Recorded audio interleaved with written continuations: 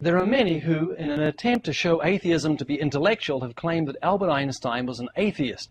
However, the brilliant scientist said the exact opposite. In the view of such harmony in the cosmos, which I, with my limited human mind, am able to recognize, there are yet people who say there is no God. But what makes me really angry is that they quote me for support of such views.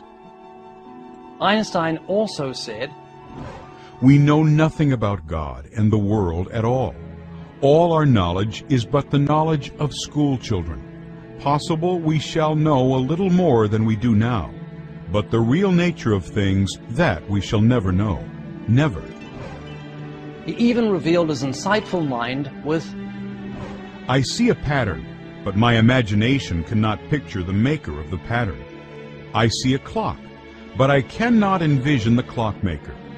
The human mind is unable to conceive of the four dimensions. So how can it conceive of a God before whom 1,000 years and 1,000 dimensions are as one?"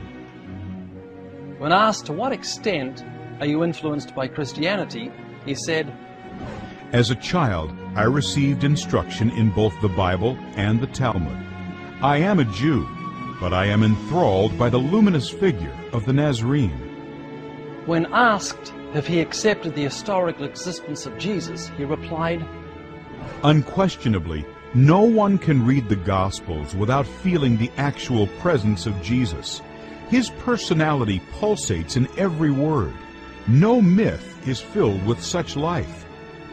Albert Einstein wasn't a fool. He believed in God. He said of the Creator's existence, "I am not an atheist. I don't think I can call myself a pantheist. The problem involved is too vast for our limited minds. We are in the position of a little child entering a huge library filled with books in many languages.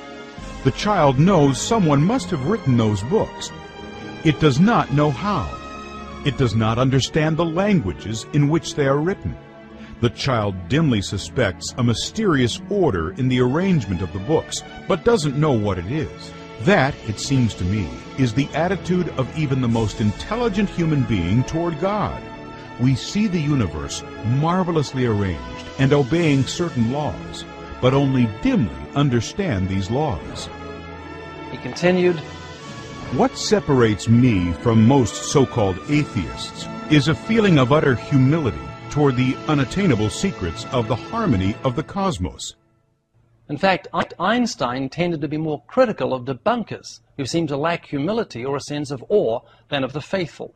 He wrote in a letter, "The fanatical atheists are like slaves who are still feeling the weight of their chains which they have thrown off after hard struggle. They are creatures who, in their grudge against traditional religion as the opium of the masses, cannot hear the music of the spheres." In other words, because of their hatred of traditional religion, they can't see the genius of God's handiwork. It's interesting to notice that at the age of 34, a young Albert Einstein proudly boasted of something that seemed right to him. "I have firmly resolved to bite the dust when my time comes, with the minimum of medical assistance. And up to then, I will sin to my wicked heart's content." As Albert Einstein aged, he became far more philosophical. "To one bent on age, death will come as a release. I feel this quite strongly now that I have grown old myself, and have come to regard death like an old debt, at long last to be discharged. Still, instinctively, one does everything possible to postpone the final settlement. Such is the game that nature plays with us."